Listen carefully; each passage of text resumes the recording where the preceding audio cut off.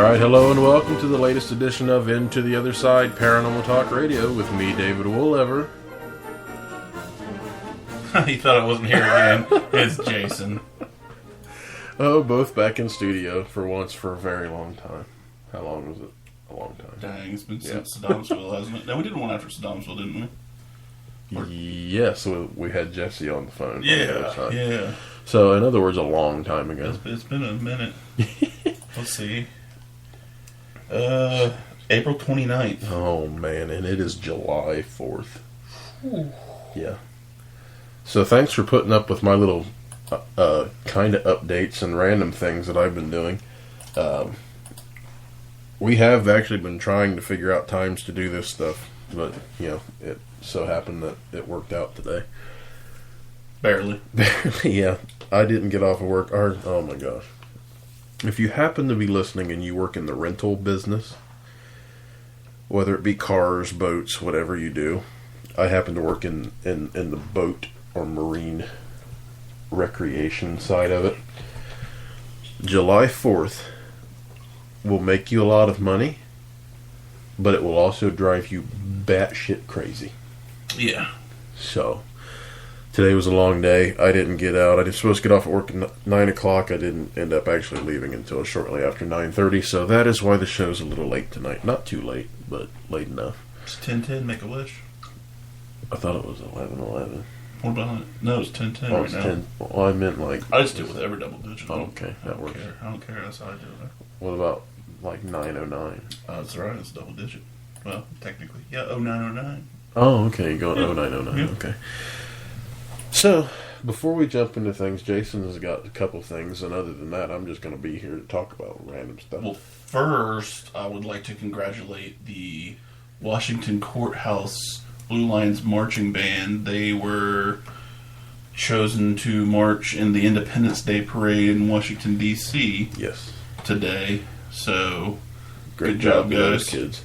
I can speak from experience that parade is very rewarding and fun, but it is also very long and very hot. So hopefully everybody came out okay today. Yeah, 2 kids passed out today. 2 kids passed out. That's not too bad. We had about 8. So it was so hot when we went. Well, actually, my sister's freshman year of high school they went, and then my senior year of high school we went.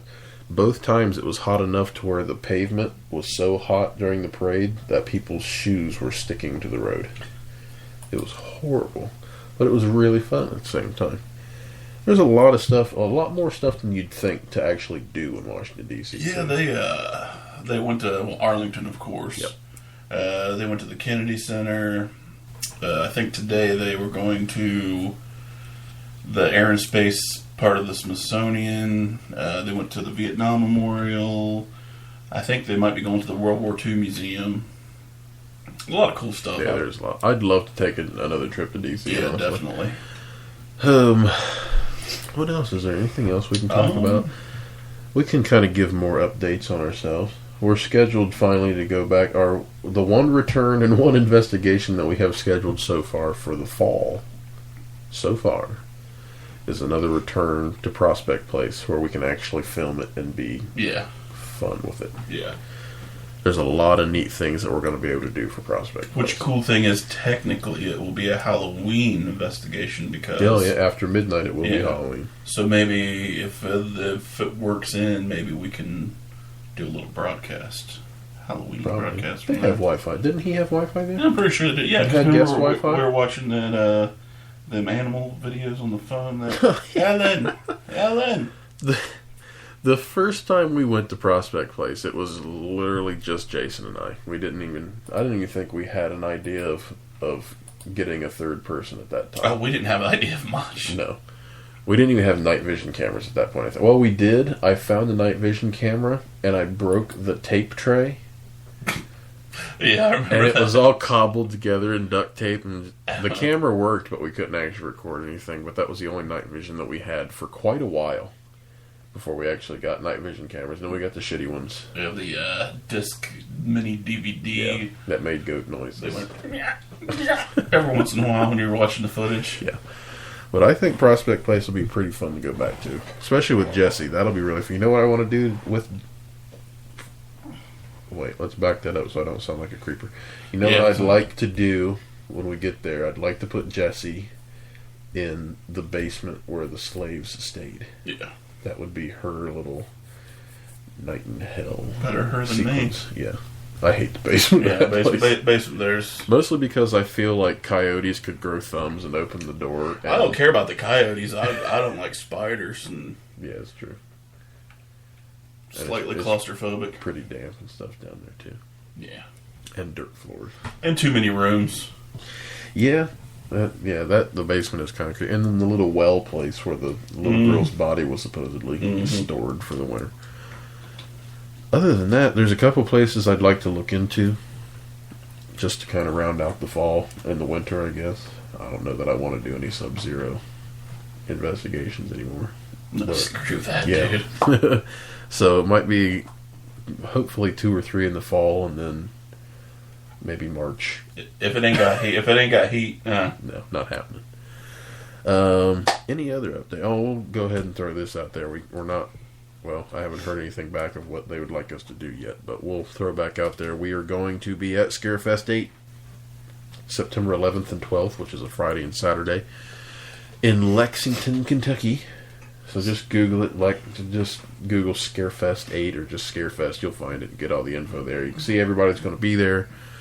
We are going to be covering it live Friday and Saturday. It's going to be a great time. say hi. Stop by and say hi. We'll be the only guys wearing the Into the Other Side Paranormal Radio shirts. Well, there might be others. Hopefully. Hopefully not. Well, yeah. We should we have to come up with special shirts and we should sell them. Yeah, I gotta do that. Okay. I like money. Okay. So yeah, if you happen to be in the Lexington, Kentucky area, September 11th and 12th, well, for the whole weekend really, stop by Scarefest and come see us and come meet a whole bunch of people from the paranormal field and horror movies and all kinds of fun stuff. I think you can even get a tattoo while you're there. We're gonna have a tattoo thing that's coming this year, or every year, whatever they do it. Other than that. Oh, I noticed they're having the movie prop, film used movie prop thing. What's that? They'll have just movie props on display? Yeah, you ever seen like the movie Maximum Overdrive? No. Well, I watched it when I was a kid, and like the main protagonist semi has like a Green Goblin face on the front of it, and that scared the shit out of me when I was a kid, man. Describe that movie more. Like where a meteor passes over Earth and all the machines go crazy and kill everybody. Yeah, I think I remember that. I was also thinking of another movie that involved a semi-truck going around and killing people. But I don't think it was that movie.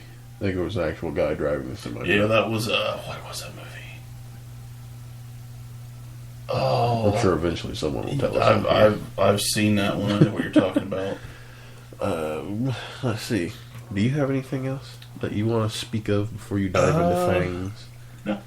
Okay. Well, should have the Saddamsville episode out this week, finally.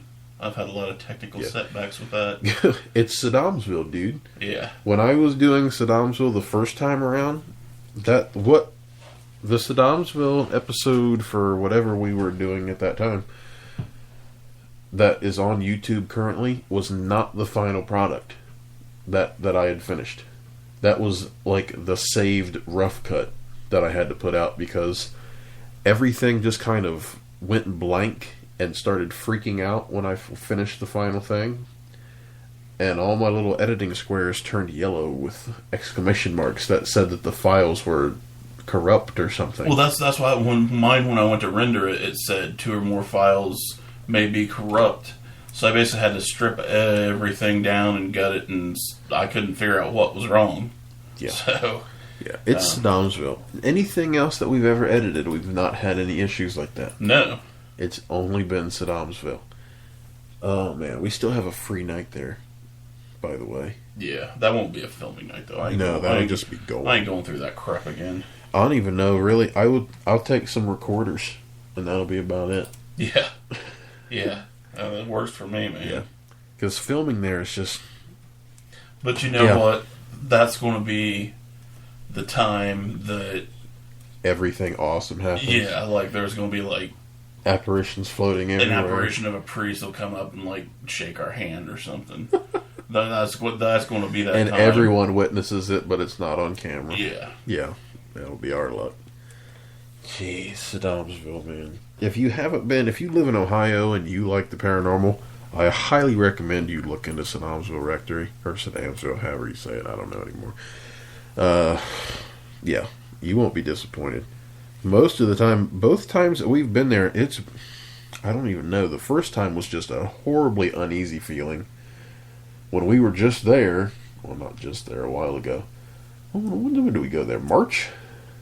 It was in March, This year? I think. Yeah. I think it was in March. Yeah. Yeah. Well, no, hold on a minute. I think it was toward the beginning of March. Keep talking. Okay. Keep talking. Anyway, I had an uneasy feeling there this time around, but I think it was mostly because I remembered the first time we went. And I just got that uneasy feeling, but everything went... Yeah, our Live from Saddamsville show was March 8th. Okay, yeah. Everything surprisingly went smooth while we were there, filming-wise and everything else we were doing. We got some nice activity. Everything was going, great. But I just had that feeling in the back of my mind and everywhere else, basically, that something horrible was going to happen. Nothing horrible happened, but enough happened to still rattle me a little bit. Yeah, it's one of those places that you get that feeling as soon as you walk through the door. As soon as you walk through and close that door. Well, yeah. I don't know. But there's going to be a couple of interesting places, hopefully, that we can get into this fall. I wish I still knew people around Athens, because I used to have a couple of buddies that worked in a couple of the administrative buildings at the Ridges, now that the university owns it. I wish I still did know people there, because I would try so hard to get at least one building. It'd be nice just to go in there, even if they wouldn't let us film. I mean... Yeah. The next time I go down to Athens, I'll let you know, because it's just... Not only is it fun to go down to Athens, but I'm pretty sure you can still tour the Ridges. I don't remember. That'd be cool yeah. with me. I'd just like to see it. Yeah. And we can sneak in a recorder. That'll be okay. GoPro. Yeah, just strap it to your bag or something. We can. Then you could easily hide a digital voice recorder. Oh yeah, So no problem. That'll be okay. I don't know that I'd really want to hear what comes out of it when Yeah. we're done. But hey, alrighty, let's do some things. What do you got to do? I actually have this story. It's pretty interesting. Oh, there's a video to it. We're gonna watch that. Is that Bryan Cranston? No, that is Guy McGuirton. Oh, But it's New Jersey family flees home after terrifying threats from the Watcher. The Watcher. Yeah, I'm not going to read it all, but basically, this family bought this. How much was it? It was like a $1.3 million home. Dang. And shortly after, they started getting letters from this guy who calls himself the Watcher. Like the neighborhood watcher? More like the frickin' Break in your house and diddle your kids watcher? diddler watcher. But started sending him letters asking, why are you here? I will find out. And one of the letters, he said, my grandfather watched the house in the 20s. My father watched the house in the 60s. It's my time now. Oh my god. Yeah. And then another part of the letter says, have they found what is in the walls yet? In time they will. I'm pleased to know your names now and the name of it's been too long, of the young blood you have brought to me. They have kids. Oh my god. Yeah. And he goes on to say, who has the bedrooms facing the street? I'll know as soon as you move in. It will help me to know who is in which bedroom so I can plan better. Yeah. So, basically these people bought this $1.3 million home that they're scared to even move into. I would move in and hire... If you got enough money to buy a $1.3